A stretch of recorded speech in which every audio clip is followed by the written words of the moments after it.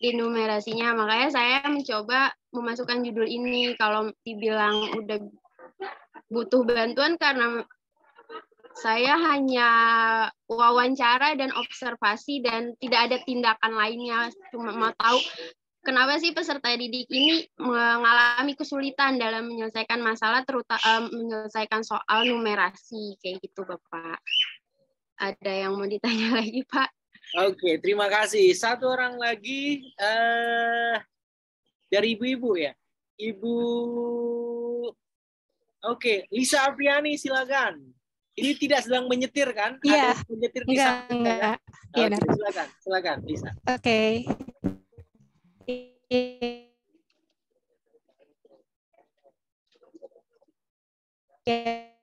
Jadi yang untuk mengisi saat mudah. Terus saya membaca, emang benar untuk perkalian itu cerita, untuk pecahan cerita, semua cerita. Saya pun gurunya kadang bingung. Dan untuk jurnal ini menurut saya pas untuk yang kemarin AKM ya. Untuk guru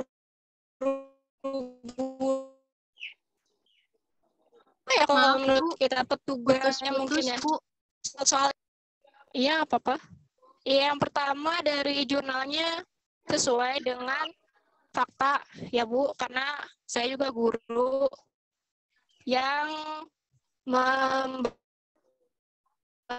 anak-anak untuk mengerjakan KM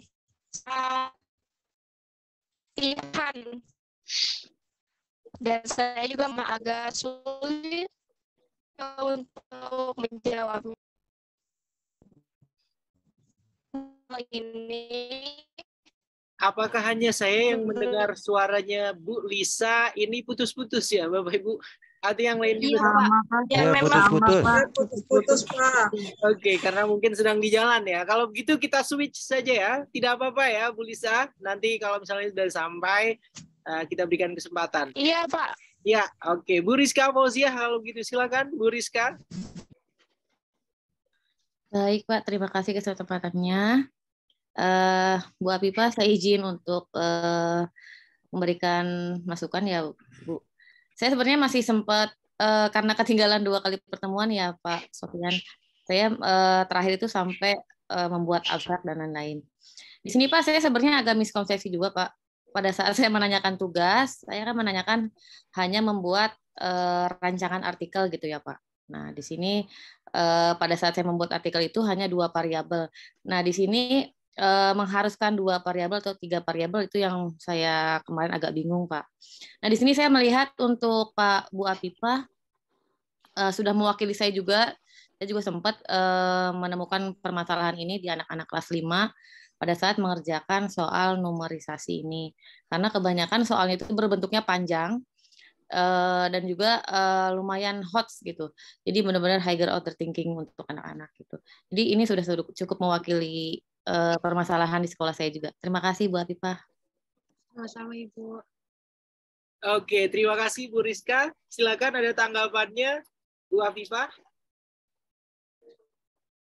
Iya, terima kasih sudah memberikan tanggapan tadi Bu Rizka. Memang banyak banget ketika kurikulum baru ini tentang AKM, peserta didik banyak yang mengeluh juga dan perbedaan di antar sekolah juga beda ya Bapak Ibu.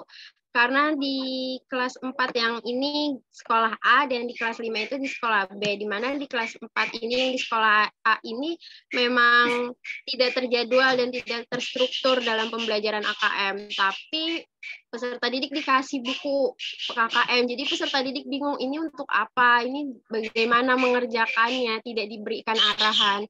Sedangkan dalam penyelesaian soal high order thinking skill perlu banyak latihan, terutama dalam pelajaran numerasi ini. Dan selanjutnya di sekolah yang di kelas 5 ini sekolah B, walaupun dalam seminggu sekali sudah ada perbaikan dalam seminggu sekali ada pembelajaran yang terstruktur, ada jadwalnya pembelajaran AKM di hari Jumat.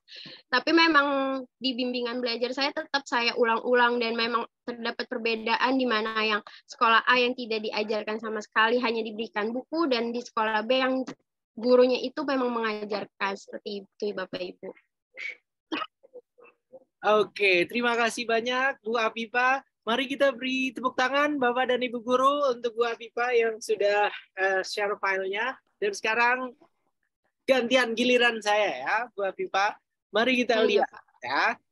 Oke, untuk artikel yang sudah dibuat, ini template-nya sudah sesuai dengan artikel untuk di Jurnal Sinta 2 ya, Bu Afifah. Jurnal Konseling dan Pendidikan itu untuk Jurnal Sinta 2 ya. Iya, Pak. Kenapa ragu-ragu? Jurnal Konseling dan Pendidikan itu jurnal yang sudah masuk Sinta 2 atau belum? Sudah, Pak. Saya lihat di Google, saya download template-nya. Oke, dan ini untuk yang publisher-nya, penerbitnya dari mana? Kurang paham, Pak. Saya hanya mendownload template dan memasukkan sesuai apa yang di sininya, Pak. Iya, maksudnya ketika Bu Afifah memilih jurnal Sinta 2 tersebut, kan pastinya harus tahu juga publisher-nya atau penerbitnya itu dari mana, dari universitas apa, dari kampus mana. Ya, karena kalau hanya download template-nya saja, kemudian tidak tahu penerbitnya ini dari mana, kan kesannya ini ya masih belum. Begitu ya, itu hal yang pertama ya, Bu Afifah. Tapi mudah-mudahan memang sudah sesuai untuk Jurnal Konseling dan Pendidikan. Ini merupakan Jurnal Sinta 2. Oke. Kemudian yang berikutnya dari judul ya, kaitannya dengan analisis kesulitan peserta didik dalam menyelesaikan soal numerasi untuk AKM-nya.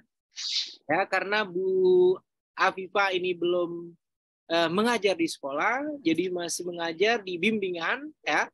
Jadi saya kira untuk judulnya ini sudah sesuai ya, seperti yang sudah kita diskusikan di pertemuan-pertemuan sebelumnya ya. Oke, kemudian yang menarik ya Bu Afifah, di artikel infonya di sini, jadi Bu Afifah di sini sudah membuat skenarionya ya Bapak Ibu ya. Jadi artikelnya ini sudah dikirim di bulan Juni tahun 2022, kemudian direvisi di bulan Agustus 2022, kemudian diterima di 26 Agustus 2022. Ini luar biasa ya. Jadi paling tidak sudah terlihat ya, sudah ada gambaran bahwasanya ada tahapan-tahapan. Yang pertama, artikel kita tersebut itu sudah diterima ya oleh penerbit atau publisher, kemudian sudah ada tahapan revisi ya. Setelah tahapan revisi kemudian accepted, itu sudah ada kaitannya dengan diterima atau ditolaknya artikel kita untuk dipublikasikan. Begitu ya Bu Afifah. Oke. Jadi untuk rentang waktunya Juni, Juli, Agustus itu berarti sekitar berapa bulan Bu Afifah di sini? Dari template-nya itu 3 bulan berarti ya, tahapan untuk bisa sampai mendapatkan LOE-nya. Begitu ya Bu Afifah? Iya, Pak. Oke, baik kalau begitu. Terima kasih. Berikutnya silakan langsung ke bawah. Ke bawah. Tunggu sebentar. Di scroll ke bawah. Oke. Oke, untuk ini ya. Untuk di pendahuluannya saya kira sudah sangat jelas ya, di sini sudah ada hasil PISA, kemudian referensi yang digunakan juga sudah yang terbaru ya, di 2022 ada, kemudian sudah ada 2019. Oke, lanjut Ibu ke bawah silakan. Oke, dan rata-rata ini 2022 2021 ya. Jadi ini yang saya harapkan untuk referensinya memang tidak menggunakan referensi-referensi yang sudah jadul-jadul ya Bapak Ibu ya. Jadi masih referensi yang memang fresh gitu. Berikutnya. Oke, untuk metodenya, oke, kualitatif, deskriptif, oke. Oke, kemudian di hasil dan pembahasan, Oke. Oke, ini yang agak menarik, Bu Afifah. Pelaksanaan penelitian dilakukan 2 kali pertemuan. Oke, ini maksudnya apa? Bisa diterangkan, Bu Afifah? 2 kali pertemuannya seperti apa maksudnya? Coba silakan.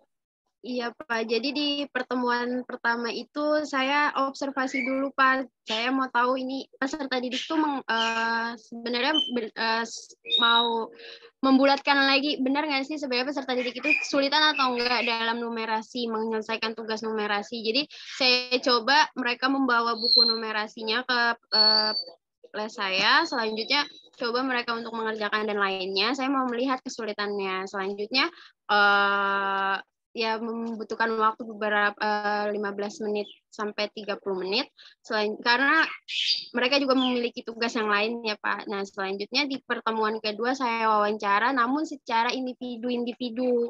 Tidak yang jadi mereka tidak apa ya, kalau anak-anak kan pasti ngikutin ini aja Bu jawabannya seperti itu. Jadi saya wawancara mereka secara individu tapi tidak seperti membawa kertas dan lainnya. Jadi kayak seperti mengobrol, tapi saya mengulik kenapa sih kalian ketika pembelajaran AKM tuh kayak gimana sih, susah nggak?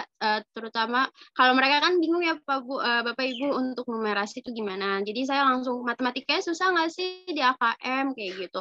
Iya Bu, bingung Bu gitu. Jadi saya mau menguliknya itu dari share-share-nya sama mereka, cerita-ceritanya mereka. Di situ saya tarik kesimpulan di wawancara itu. Jadi saya membuat wawancaranya, kalau saya langsung menggunakan kertas yang seperti orang kita berwawancara dengan mahasiswa dan lainnya, kan mereka juga kayak, Ibu mau ngapain? Pasti kan mereka takut dan tidak leluasa untuk menjawabnya. Jadi saya mencoba untuk mendekatkan lagi kepada mereka dan saya menanyakan, kemarin kalian kan waktu Ibu suruh ngerjain AKM beberapa soal ini kenapa kalian susah sih, emang di sekolah gimana?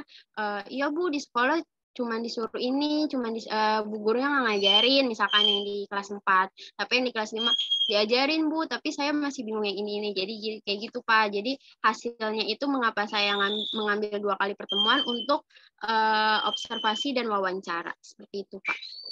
Oke, baik. Terima kasih banyak. Karena ketika kita membaca pelaksanaan penelitian dilakukan 2 kali pertemuan, ini kesannya seperti Bu Afifah itu datang ke sekolah kemudian untuk mengajar.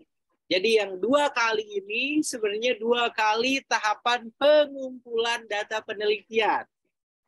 Benar apa tidak, Bu Afifah? Jadi 2 tahapan. Karena 2 instrumen yang digunakan, ada instrumen yang pertama adalah observasi, kemudian yang kedua adalah interview atau wawancara. Begitu ya, Bu Afifah. Berikutnya silakan Ibu ke bawah. Oke, berikutnya ke bawah. Oke, untuk kesimpulannya ya, untuk kesimpulan di sini berdasarkan hasil penelitian yang dilakukan peneliti, maka kesimpulan peserta didik mengalami kesulitan dalam menyelesaikan soal-soal numerasi dalam AKM yang dikarenakan beberapa faktor, yaitu kurangnya pemahaman peserta didik terhadap soal-soal numerasi, jarangnya guru dalam mengajar dan membahas soal numerasi dalam AKM, dan peserta didik mengalami kesulitan dalam menentukan penyelesaian masalah yang terdapat dalam soal. Ya. Untuk kesimpulan, menurut Bapak dan Ibu guru semua, ini sudah cukup jelas untuk kesimpulannya, Bapak Ibu? Sudah cukup jelas? Jelas. Oke, sudah cukup jelas. Terima kasih banyak. Ya. Oke, saya kira sudah cukup ya. Kemudian referensinya bisa di-scroll, silakan. Oke, rata-rata 2021, 2022. Oke, saya kira sudah cukup lengkap ya. Terima kasih banyak Bu Afifah. Mari kita beri tepuk tangan sekali lagi Bapak dan Ibu guru untuk Bu Afifah.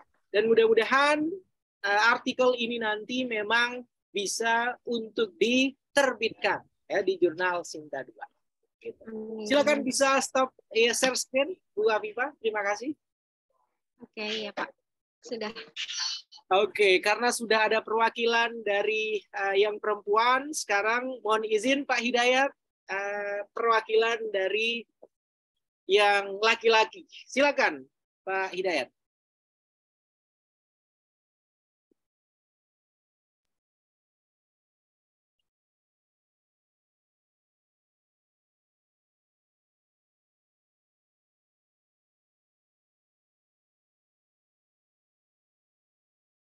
Sudah ada ya?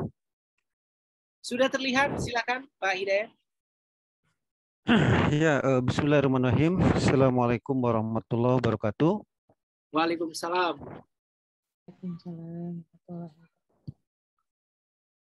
Kami meneliti sesuatu yang memang sedang viral ya. Mungkin Bapak Ibu bisa melihat media bagaimana pekan-pekan kemarin kita diperlihatkan sesuatu yang memang menjadi isu nasional ya setelah pasca pembunuhan sebuah institusi, oknum sebuah institusi, disambung dengan viralnya seorang pasangan artis yang sampai emak-emak itu ada yang kecewa ya kan, menangis karena ketika hampir seumur jagung pernikahan ditayangkan di tayangan televisi ya kan, kehidupannya memang menjadi konsumsi publik. Tetapi ada yang menarik dari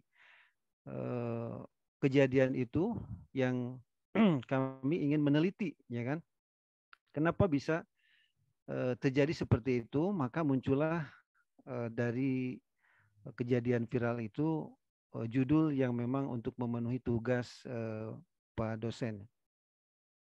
Kekerasan dalam rumah tangga, sebuah kegagalan penyelenggara pendidikan dalam pembelajaran karakter ketika di sekolah. Abstrak, number of domestic violence, ini karena template-nya juga berbahasa Inggris, jadi saya berusaha juga untuk mengikuti template. Ini dari Pak Adit, ya Pak Aditya, ini Pak Aditya gitu kalau tidak salah yang men-share template ini di grup. Number of domestic violence in Indonesia according Kemen PPA atau Kementerian Pemberdayaan Perempuan dan Perlindungan Anak until Oktober 2022 is already amount in 80,261 case domestic violence in all Indonesian country. Domestic violence happen with different reason and trigger. The fact 79.5% or 60,745 victims is woman. Although besides women, domestic violence happening to men amount to 2,948. So this is the fact happening to family in Indonesia that we have to think and analyze why this domestic case still happen in many number. This is our duty to analyze and find the reason. So in the future, we can find the best solution to conclusion and to prevent a lot that kind of case.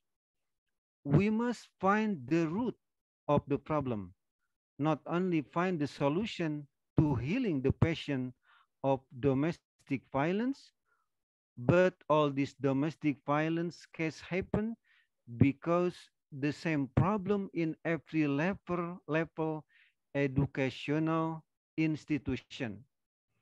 The subject that influence to character or morality student is character lesson. And the final and viral is artist family, which is their new marital treated by domestic violence cases. Ya, kalau kita pernah mendengar Leslar ya, kalau viralnya itu ya. Honestly, we must avoid this is a long time effect from our educational system. This is erupting mountains effect because we let this happen and not to take all prevent action such as fix all the educational system, especially character lesson. Kekerasan dalam rumah tangga di Indonesia menurut data Kementerian Pemberdayaan Perempuan dan Perlindungan Anak sampai medio Oktober terjadi 18.261 kasus. Itu terjadi di seluruh Indonesia dengan berbagai variasi kejadian dan sebab akibat yang berbeda-beda.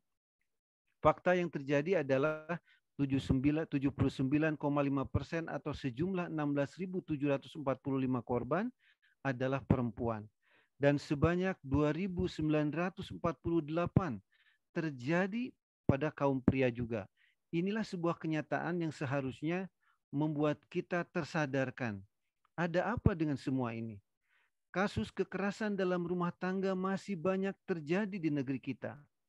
Tugas kita untuk menelaah, menganalisa, meneliti apa akar permasalahan dari masih terjadinya kekerasan dalam rumah tangga di Indonesia. Tidak cukup kita hanya memberikan solusi dari efek terjadinya KDRT, seperti penyembuhan traumatik ataupun dihadirkan konsultan rumah tangga. Kita harus berani mengakui dengan jujur bahwa semua bisa terjadi karena adanya kegagalan dalam pembelajaran karakter pada anak di semua level pendidikan. Seperti halnya kita ketahui kasus yang viral adalah keluarga artis yang baru usia pernikahan mereka seumur jagung. Ternyata keluarga yang tampak seperti bahagia karena merupakan public figure juga didera kasus KDRT. Semua ini adalah efek gunung meletus dari belum maksimalnya pembelajaran karakter pada anak di semua level pendidikan, wabil khusus anak didik di usia golden age ataupun pendidikan dasar seperti TK, RA, SD, atau MI juga SMP atau MTS. Maka inilah saatnya kita tersadarkan bahwa pendidikan karakter pada murid akan berpengaruh kepada kehidupan mereka di masa yang akan datang, termasuk style ataupun gaya mereka dalam berumah tangga. Pendahuluan, kami mengambil tema kekerasan dalam rumah tangga, sebuah kegagalan penyelenggara pendidikan dalam pembelajaran karakter anak ketika di sekolah, karena ini adalah tema penting yang harus kita carikan solusinya. Ketika hal ini menjadi sebuah tema yang viral, maka kita harus tersadarkan bahwa semua kekacauan dalam gaya berumah tangga pasangan di negeri kita adalah karena kegagalan dalam pembelajaran karakter ketika di masa usia sekolah. Keseimbangan antara kecerdasan kognitif, pengetahuan, perasaan, afektif, dan tindakan atau action akan membangun kekuatan karakter diri yang baik. Karakter diri sangatlah penting peranannya, sebab karakter diri adalah cara berpikir dan berperilaku yang khas dari individu untuk hidup dan bekerja sama dengan sekitarnya. Sumber pendidikan karakter.com. Metode jurnal ini dalam penelitiannya kami memakai metode kualitatif. Menurut metode penelitian kualitatif disebut sebagai metode penelitian naturalistik karena penelitiannya dilakukan pada kondisi yang alami. Metode penelitian kualitatif adalah metode penelitian yang digunakan untuk peneliti pada kondisi objek yang alamiah, di mana peneliti sebagai instrumen kunci teknik pengumpulan data dilakukan secara gabungan. Analisis data bersifat induktif dan hasil penelitian kualitatif lebih menekankan makna. Dalam penelitian kualitatif, peneliti adalah instrumen. Untuk dapat menjadi instrumen, maka peneliti harus memiliki bekal teori dan wawasan yang luas, sehingga mampu bertanya, menganalisis, memotret, dan mengkonstruksi ataupun membangun ulang objek yang diteliti menjadi lebih jelas dan bermakna. Kriteria data dalam penelitian kualitatif adalah data yang pasti yang sebenarnya terjadi. Pengumpulan data tidak dipandu oleh teori, tetapi dipandu oleh fakta-fakta yang ditemukan pada saat penelitian di lapangan.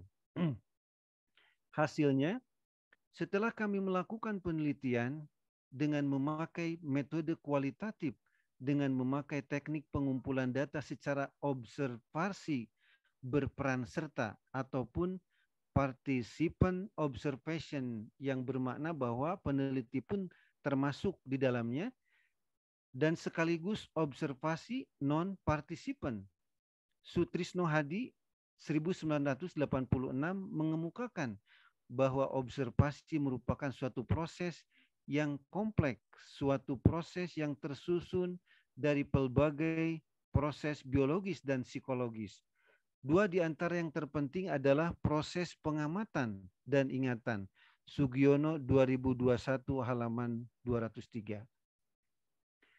Penelitian dilakukan dengan teknik pengambilan data observasi partisipan dan observasi non-partisipan.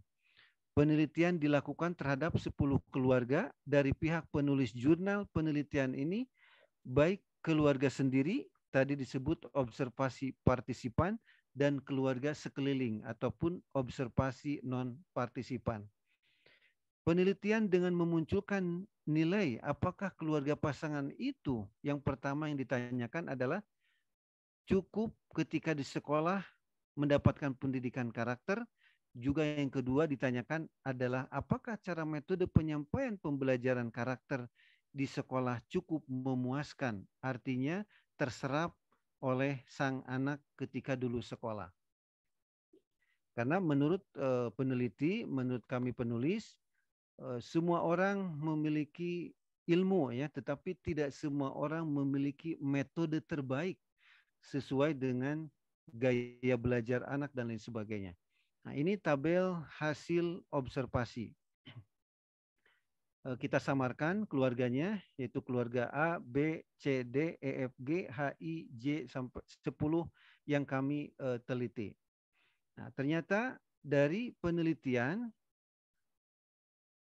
pendidikan karakter yang didapatkan itu masih belum mayoritas di atas 60. Artinya apa? Artinya pendidikan karakter yang ada di sekolah waktu zaman mereka masih anak-anak, karena posisi sekarang adalah berumah tangga ya, itu rata-rata 50 sampai 60. Artinya belum maksimal untuk memahamkan tentang pendidikan karakter itu sendiri. Nah, yang kedua adalah metode pembelajaran. Nah, ternyata ini metode pembelajaran yang didapatkan di sekolah tatkala orang-orang yang berumah tangga ini saat anak-anak di sekolah itu di bawah 50.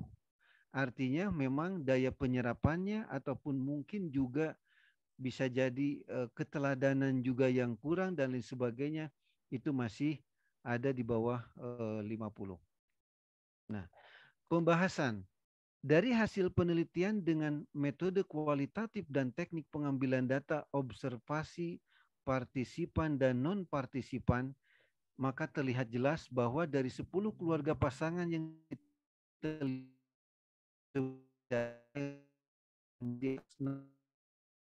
mendapatkan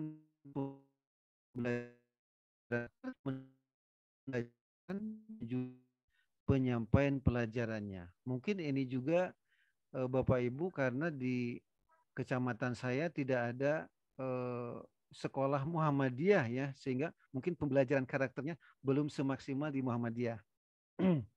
Nah, kenapa metode kalau di di Batu Jajar ataupun Kabupaten Bandung Barat memang minoritas sekolah Muhammadiyah ini? Kenapa metode mengajar juga diteliti? Karena ketika sebuah ilmu disampaikan dengan metode pembelajaran yang enak dan bisa diterima oleh anak didik, maka itulah metode terbaik. Tetapi sehebat apapun ilmu pengetahuan, jika disampaikan dengan cara yang bukan metode terbaik, maka ilmu itu akan biasa-biasa dan tidak akan berdampak pada anak didik dan tidak akan berbekas ketika sang anak dewasa dan membina rumah tangga.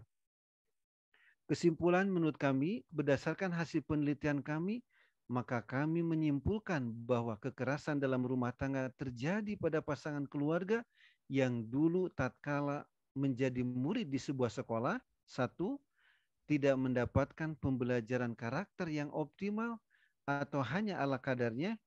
Yang kedua, walaupun mendapatkan, tetapi metode cara menyampaikannya kurang kreatif, sehingga anak didik kurang menyerap pelajaran tentang pembentukan karakter. Demikian kami sampaikan jurnal kami, semoga bermanfaat. Wallahu alam bisawab. Seperti itu mungkin Pak dosen, Bapak Ibu semuanya. Oke, baik. Terima kasih banyak Pak Hidayat. Mari kita beri tepuk tangan Bapak dan Ibu guru semua untuk Pak Hidayat. Luar biasa. Oke, jadi ada banyak hal menarik tadi yang disampaikan kaitannya dengan artikel yang rencananya akan dipublikasikan oleh Pak Hidayat. Ada yang tertarik untuk memberikan komentarnya, Bapak Ibu? Silakan. Yang perempuan mewakili Bu Lisa tadi ya, karena tadi sedang di jalan. Silakan Bu Lisa. Untuk yang laki-laki, Iya. Pak Jelani Anton. Silakan Bu Lisa. Iya, tadi kan dari yang pertama saya bacakan dari hasilnya berapa banyak yang yang mendapatkan kekerasan. Saya nanya satu aja. Ini kan pakai kualitatif ya, wawancara. Lebih dari Kedengeran satu nggak, Pak? boleh. Lebih dari satu, Bu Lisa. Boleh. Oh, lebih dari satu. Iya, yang pertama wawancaranya, instrumennya bisa dibacakan nggak, Pak? Kan kualitatif ya. Kualitatif berarti kan ada observasi, ada wawancara juga ya. Saya pengen tahu gitu, instrumen wawancaranya seperti apa. Ah ya. Ini pertama memang ini dilakukan karena partisipan dan non partisipan ya, Ibu Lisa. Jadi ini tidak dilakukan kepada keluarga yang lain, tetapi memang di sekeliling. Jadi ada juga keluarga, sehingga sebetulnya wawancara itu hanya menguatkan, karena kita di kualitatif ini kan ada juga yang disebut termasuk observasi, adalah salah satu dari metode kualitatif gitu kan. Apalagi ini adalah orang-orang yang terdekat dengan kita.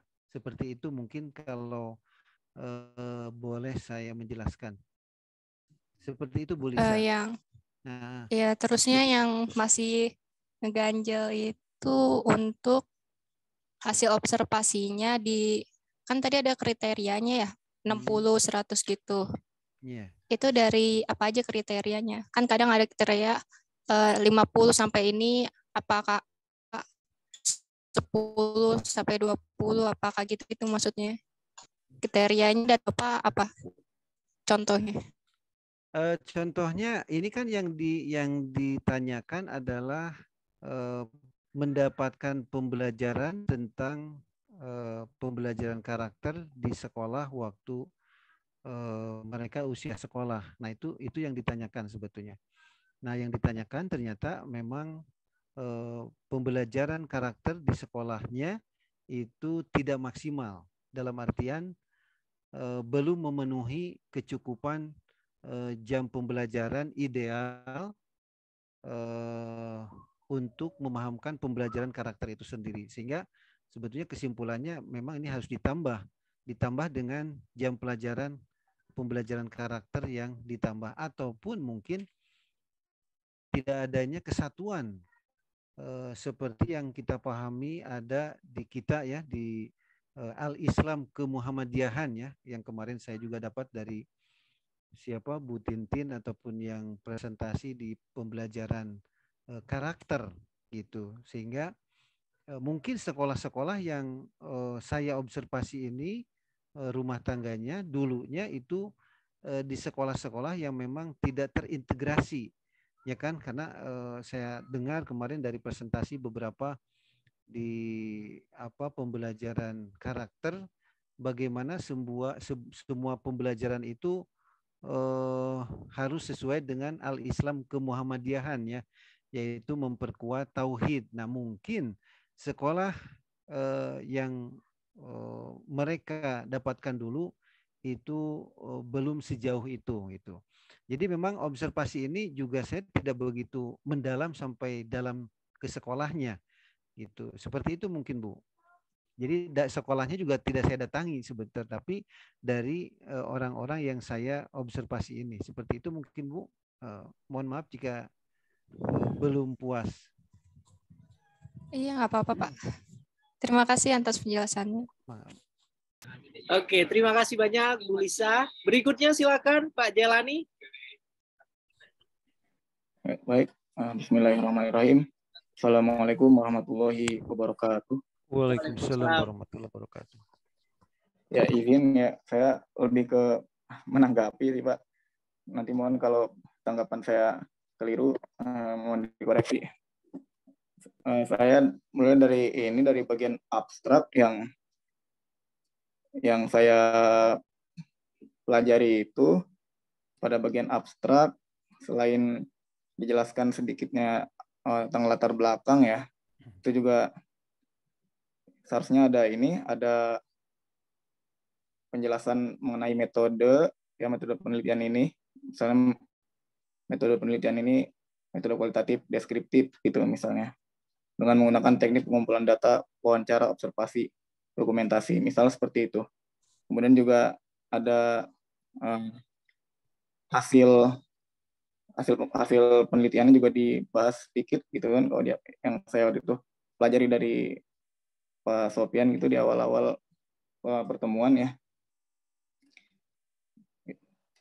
Kemudian pada bagian pendahuluan yang saya perhatikan tulisan Bapak Hidayat ya. Mungkin di sini yang saya pelajari ya, dan juga saya baca-baca beberapa jurnal itu biasanya ada berbagai landasan teori yang dikutip gitu ya, untuk menguatkan statement yang kita tulis gitu. Ya mungkin nanti bisa dikupas lebih lanjut oleh Pak dosen. Kemudian juga satu lagi pada bagian hasil, karena tadi kan Pak Hidayat mengatakan bahwa penelitiannya ini adalah penelitian kualitatif, deskriptif, yang saya tahu ya, lagi-lagi ini keterbatasan pengetahuan saya juga mengenai metodologi penelitian. Yang saya tahu bahwa yang namanya penelitian kualitatif itu ketika kita ingin menjabarkan sebuah hasil penelitian itu bukanlah bersifat angka-angka ya, melainkan sebuah deskripsi gitu yang saya pahami. Tetapi di sini Pak Hidayat menampilkan angka-angka dari skala 100 ya gitu. Karena juga saya dulu pernah nulis seperti itu, saya ininya kualitatif tapi malah ada angka-angkanya. Setelah saya sadari, oh ternyata saya salah gitu, harusnya itu bukan, lebih tepatnya bukan kualitatif melainkan mixed method gitu, campuran antara kualitatif dan kuantitatif. Mungkin itu saja Pak tanggapan dari saya. Terima kasih, mohon maaf sebelumnya. Wassalamualaikum warahmatullahi wabarakatuh. Waalaikumsalam warahmatullahi wabarakatuh. Silakan akan ditanggapi oleh Pak Hidayat. Ya Pak Jailani Anton, terima kasih sekali masukannya. Dan saya juga sebetulnya kaget tadi terpilih maksudnya untuk mewakili yang 3 orang ini. Saya juga kaget saya kenapa terpilih itu kan ya, masih terheran-heran sebetulnya. Makanya alhamdulillah Pak Jailani Anton masukannya memang saya pikir saya juga ini banyak kekurangan pasti gitu kan, karena dengan terpilihnya saja saya sudah kaget gitu. Jadi tidak aneh, saya merasa memang pasti banyak kekurangan seperti itu mungkin. Terima kasih Pak Jailani masukannya. Mungkin mohon dari Pak dosen juga nanti untuk bisa melengkapi ataupun menjelaskan yang sebenarnya. Mangga. Oke, baik. Langsung saja mungkin ini mohon izin Pak Jailani. Pak Hidayat, ke atas, silakan di scroll ke atas, Pak. Mohon izin. Ya. Oke.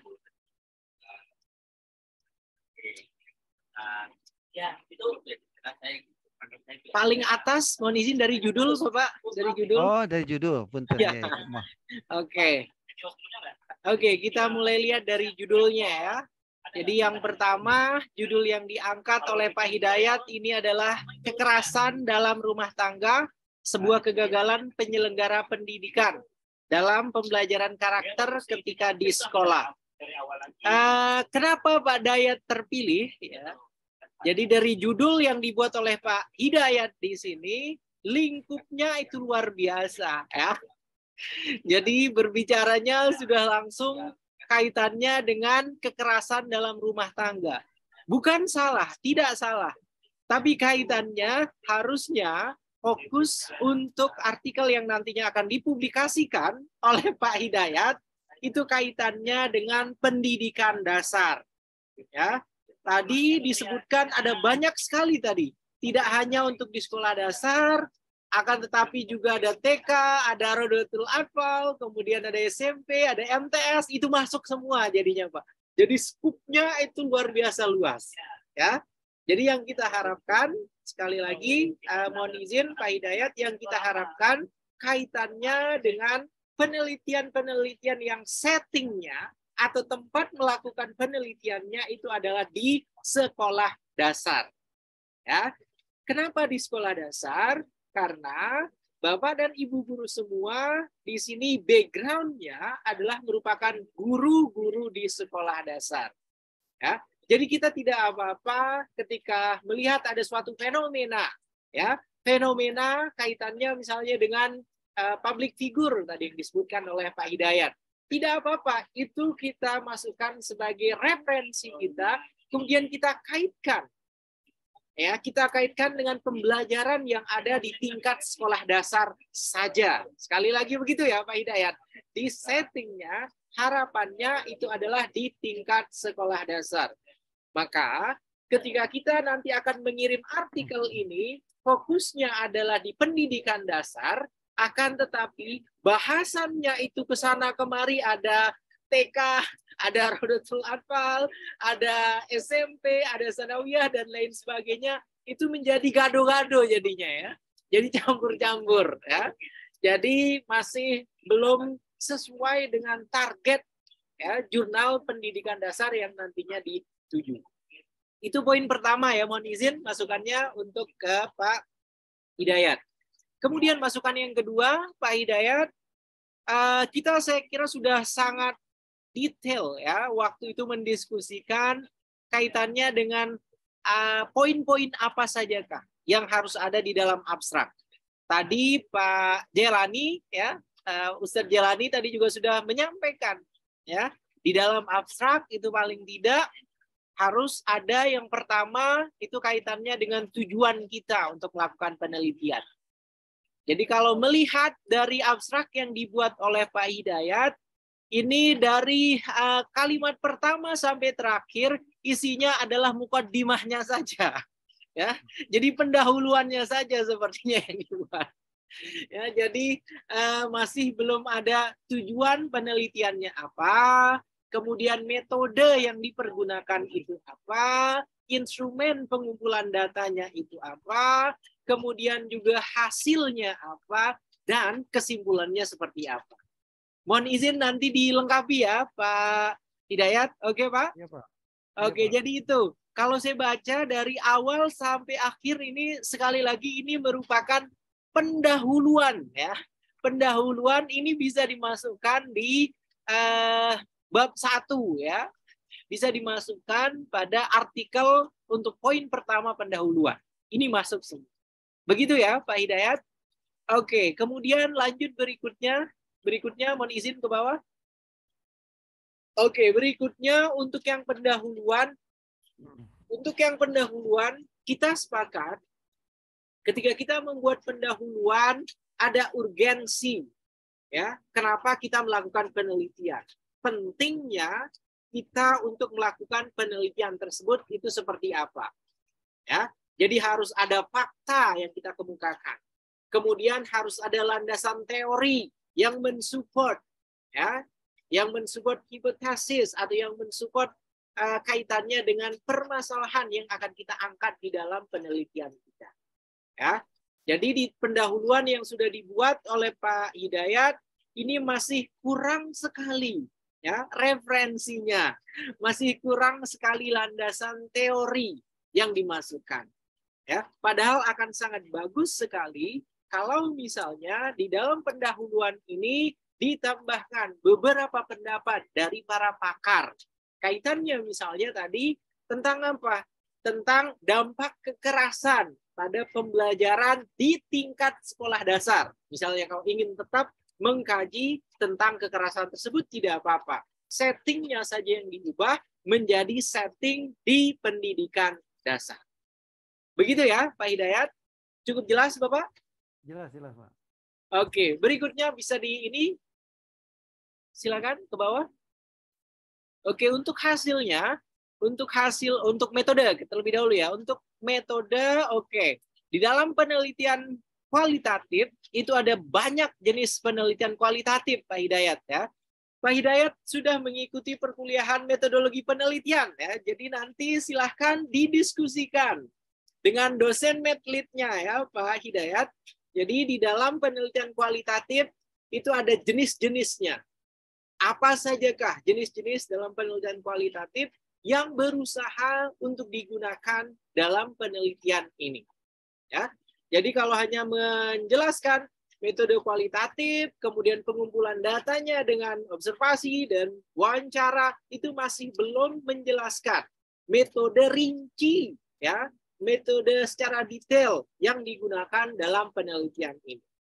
Apakah hanya studi kasus? Apakah hanya kaitannya dengan survei saja? Ya, itu masuk ke dalam ranah penelitian kualitatif. Begitu ya untuk metodenya.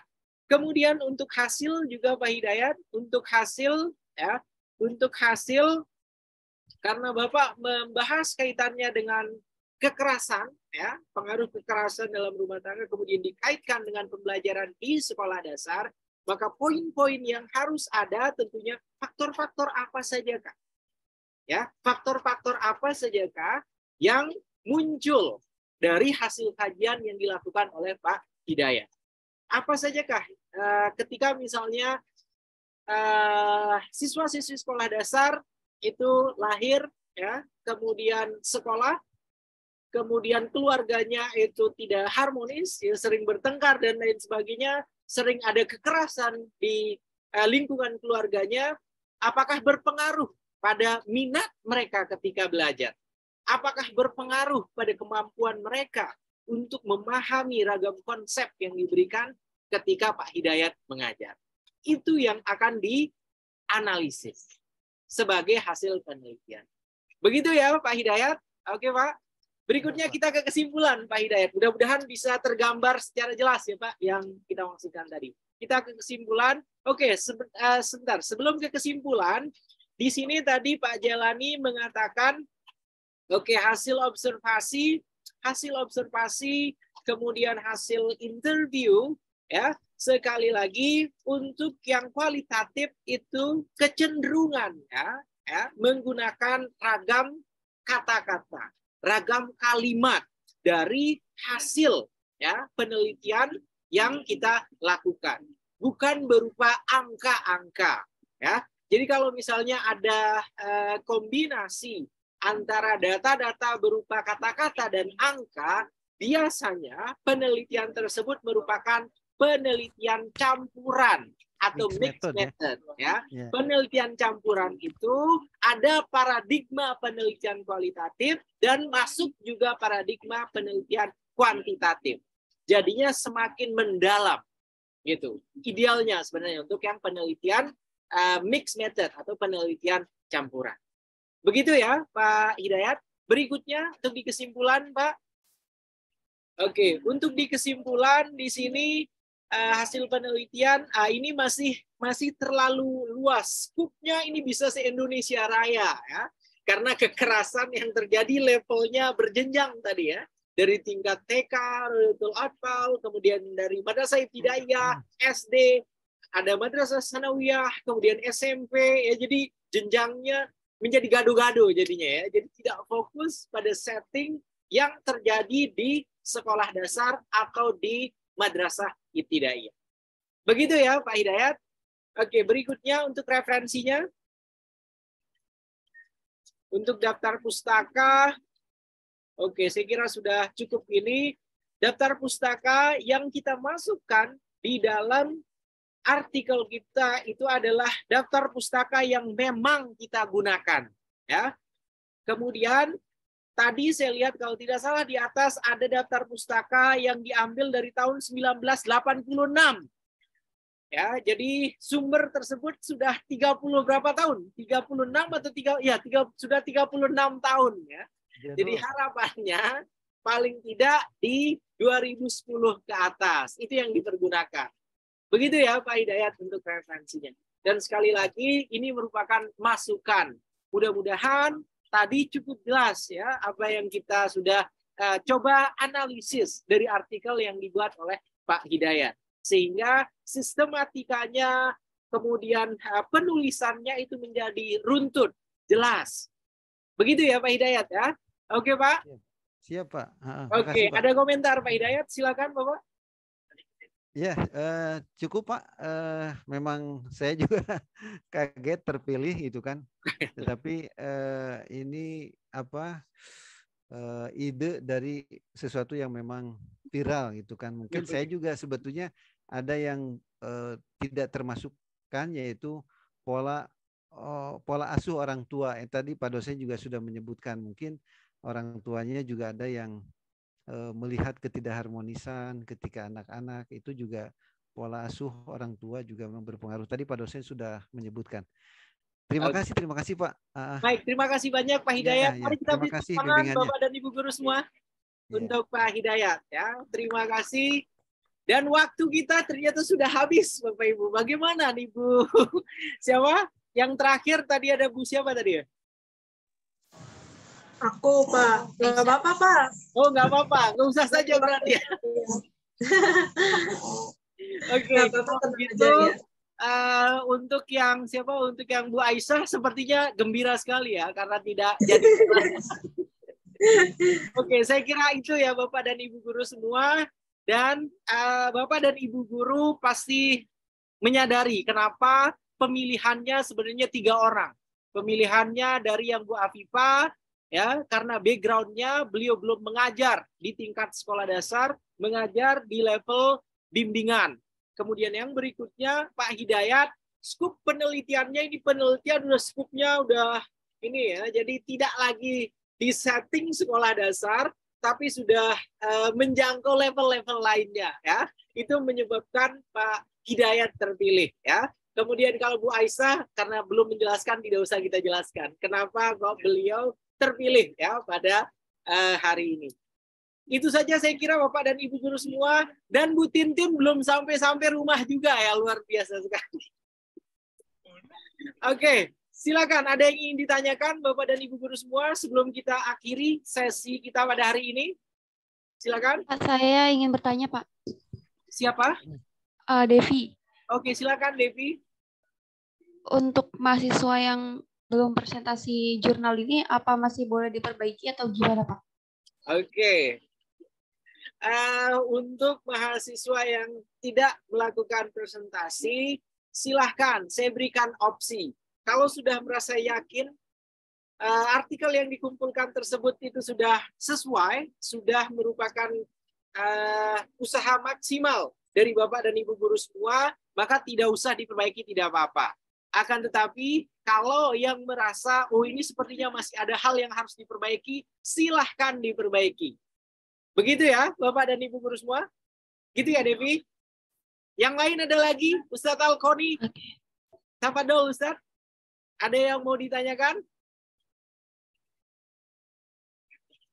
Cukup jelas, Pak. Cukup jelas ya, oke. Tapi artikelnya jelas apa tidak ya, Algoni? Sebenarnya menarik Pak ya yang dibahas oleh Pak Hidayat tadi Pak ya, karena terjadi juga kasusnya langsung pada peserta didik saya gitu Pak di sekolah sini gitu. Mungkin itu saja, Pak. Oke, terima kasih banyak Kak Foni. Kemudian yang lain ada yang ingin ditanyakan. Bu Gita juga masih belum sampai rumah sepertinya, sedang bermacet-macet ria sama sama Bang Ale ya. Oh. Iya Pak, masih di jalan Pak. Oke, Macet Bro, macet. Hati-hati di jalan. Oke, silakan. Ada lagi yang lain, Bapak Ibu? Sudah cukup? Keluar gitu. Sudah cukup ya? Oke, karena sudah tidak ada pertanyaan, silakan kepada Al-Ustadz Ahmad Basuni untuk memandu kita menutup sesi kita dengan doa kifaratul majlis. Tafadhol Ustadz. Bismillahirrahmanirrahim. Bismillahirrahmanirrahim. Subhanakallahumma wa bihamdika asyhadu an la ilaha illa anta astaghfiruka wa atubu ilaik. Terima kasih.